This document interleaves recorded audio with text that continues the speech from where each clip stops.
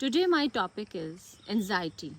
Anxiety क्या होता है, क्यों होता है, कब होता है, इनके सिम्टम्स क्या हैं और इनसे हम कोप अप करके अपनी रूटीन लाइफ को कैसे नॉर्मल कर सकते हैं। सिम्टम्स क्या होते हैं एंजाइटी के? हम बात करते हैं नींद नहीं आना। एंजाइटी में सबसे बड़ा सिम्टम होता है किसी एक जगह पे मन नहीं लगना, रेस्टलेस फील होना, सांस फूलना, अचानक से आपको लगे कि आपके दिल की धड़कनें तेज़ हो रही हैं, आपकी बीट्स हाई हो कर के आपको लग रहा है कि पसीना आ रहा है। जस्ट हार्ट अटैक के कुछ जो सिम्टम्स होते हैं, पसीना आना, घबराहट होना, दर्द होना, बेचैनी होना, ऑल आर एंजाइटी का सिम्टम्स। हम इन सिम्टम्स से कोप अप कैसे कर सकते हैं, हम इसके बारे में बात करेंगे। एंजाइटी में हम लोगों ने देखा है अक्सर जॉब को लेकर के डर लगना, यूथ में एक घबराहट है कि हम सही से जॉब हासिल कर लेंगे या नहीं, हमारी लाइफस्टाइल क्या रहेगी। स्कूल जाते हुए बच्चे को रोज़ सुबह डर लगना कि आज स्कूल में मैं अपना परफॉर्मेंस सही दूंगा या नहीं दूंगा, मैम इस चीज़ के लिए, इस होमवर्क के लिए डांट तो दे देगी, एंजाइटी हो गई। किसी भी सोशल प्लेस पे जाते हुए, सोसाइटी में अपने ही रिश्तेदारों को फेस करते हुए डर लगना कि उसने मुझसे ये सवाल पूछ लिया तो, इस वजह से हम लोग उनको अवॉइड करते हैं। Day to day normal routine work करते हुए घबराहट होना कि क्या हम इसको परफेक्ट कर पाएंगे, वो व्यक्ति क्या कहेगा, हमने इसे सही से क्यों नहीं किया, एंजाइटी हो गई। अमेरिकन साइकोलॉजी एसोसिएशन के अनुसार womens are more affected from anxiety than men. औरतें ज़्यादा एंजाइटी को फेस करती हैं अपनी डेली रूटीन लाइफ में कि हम काम कैसे सही से करेंगे नहीं करेंगे, हमारे बच्चे, हमारी फैमिली, हमारी सोसाइटी, हमारा work, all kind of the things जो रेगुलर लाइफ में उनको फेस करना होता है, उनको कहीं ना कहीं एक एंजाइटी और घबराहट होती है जिससे उनको नींद नहीं आना, डेली रूटीन लाइफ में इम्पैक्ट पड़ना और उनके मेंटल स्टेटस को, मेंटल हेल्थ को वो असर डालता है। बॉडीली सिम्टम्स क्या है एंजाइटी के? शॉर्ट ब्रीदिंग होना, पसीना आना, ट्रम्बलिंग होना, नींद नहीं आना,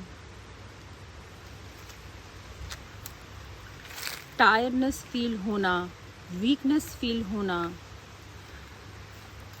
पेट खराब होना।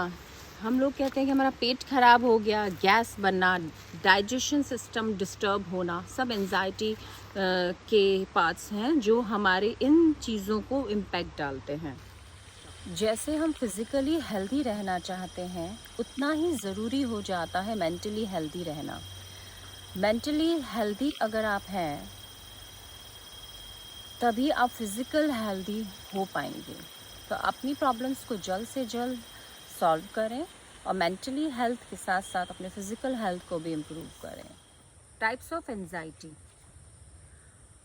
रॉन्ग अबाउट रिलेटिव, एक डर बना रहना कि ये रिलेटिव है, इसके साथ कहीं कुछ ख़राब तो नहीं हो जाएगा, ये आज ट्रैवल करने जा रहा है, वापस लौट के आएगा या नहीं आएगा, कार लेके हमारा बच्चा जा रहा है या व्हीकल लेके जा रहा है, कहीं एक्सीडेंट तो नहीं हो जाएगा।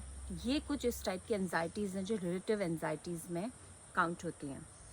दूसरा है क्राउड एंजाइटी, किसी क्राउड में फंस जाना, भीड़ में फंसने का डर, रेस्टलेस फील होना, इस भीड़ में मैं कहीं दब तो नहीं जाऊंगा, मैं इस भीड़ को फेस कैसे करूंगा, या किसी पब्लिक में जाते हुए उनको फेस कैसे करना, क्राउड एंजाइटी कहलाता है। दूसरा आता है मेडिकल कंडीशंस।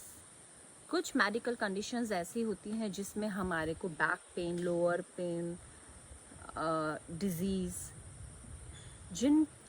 जिनको अगर जैसे ही हमें डायग्नोज हो जाती हैं, हमें उनको लेके एक एंजाइटी होने लगती है, मैंने ठीक नहीं हो पाया तो, मेरी लाइफ डिस्टर्ब हो गई तो। इन सब चीज़ों की वजह से मेरी जॉब, मेरी सोशल लाइफ, मेरी पब्लिक लाइफ, मेरी वर्क प्लेस सब कहीं डिस्टर्ब होके मैं पीछे हो गई तो, ये सब चीज़ों को हम कहेंगे कि जो मेडिकल कंडीशंस की वजह से हम फेस करते हैं उस एंजाइटी को होना। दूसरा आता है पैनिक अटैक, अचानक से गला सूखना, ब्रीदिंग नहीं होना, कुछ हो तो नहीं जाएगा, डर लगना, मेरे साथ कुछ बुरा तो नहीं हो जाएगा, अंधेरे से गुजरते हुए डर लगना। जनरली हम कहते हैं यहाँ भूत है। इस सब को कहेंगे पैनिक अटैक में आना, अचानक से पसीना आना, घबराहट होना, गला सूखना, डर लगना, हार्ट बीट तेज हो जाना, पैनिक अटैक को की तरफ हमें बढ़ावा देते हैं। Phobia, phobia is very common. Room में छिपकली का आ जाना, लड़कियों को अक्सर छिपकली, कॉकरोच, इन सब से डर लगता है। फोबिया, ये स्पाइडर मेरे ऊपर गिर गई तो एंजाइटी, रूम में वो लिजर्ड है, ये मुझे मेरे पे अटैक करने वाली है, इसको रूम से निकालना ही पड़ेगा।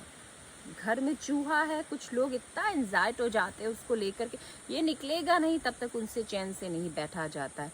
एंजाइटी, सोशल एंजाइटी डिसऑर्डर, लोगों के जज करने से डर लगना, मैंने ड्रेसिंग कैसा किया है, वो मेरे बारे में क्या सोचेंगे, सोशल एंजाइटी, मैं उस एग्ज़ाम को क्लियर नहीं कर पाई थी इसलिए मैं इस व्यक्ति से मिलने अब कैसे जाऊं, वो क्या सोचेंगे, मेरा ग्रुप क्या सोचेगा, सोशल एंजाइटी।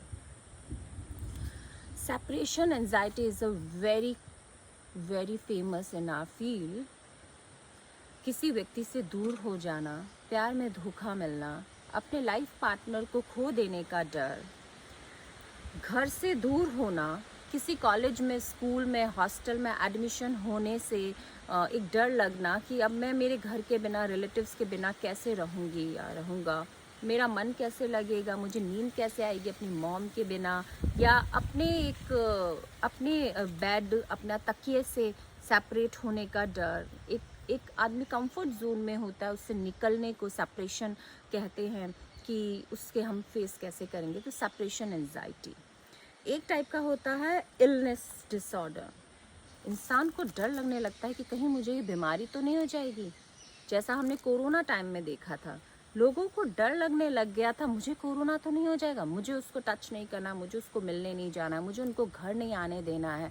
इलनेस एंजाइटी, ये बीमारी मुझे हो गई, मुझे हार्ट डिजीज़ हो जाएगी, मैं मर जाऊंगी, मुझे ये कैंसर ना हो जाए, उस व्यक्ति को कैंसर हुआ, मुझे हो गया तो मेरी ज़िंदगी का क्या होगा, इलनेस एंजाइटी। अब क्या होगा लाइफ का, दिस इज़ एंजाइटी।